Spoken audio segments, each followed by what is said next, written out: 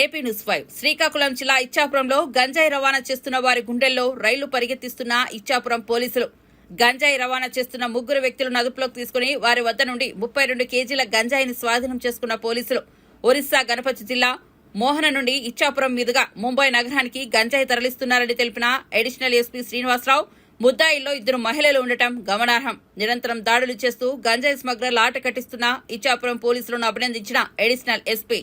కానీ అటు విలువ అనేది మనం కట్టలేం. ఇక్కడ ఇప్పుడు మనం 32 కేజీలు టోటల్.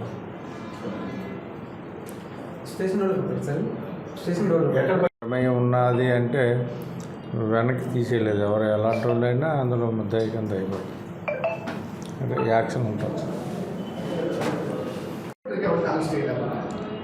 ఇంకా లేదు. దాని మీద ఇప్పుడు వీళ్ళ తాలూకా ఇంట్రాగేషన్ తీసుకొని వాళ్ళు ఎక్కడున్నారో ఎలాగున్నారో అనేది దానికి ఒక టీం పని చేస్తుంది.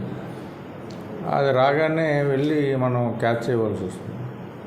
అంటే ఇంటీరియర్ ఏరియా కాబట్టి ఇమీడియట్గా వెళ్ళడానికి కొద్ది వాడిని కరెక్ట్గా ఐడెంటిఫై చేసి ఆటోమేటిక్గా వాళ్ళు క్యాచ్ చేస్తూ ఉంటాయి. అందులో ఏమి తేడా లేదు.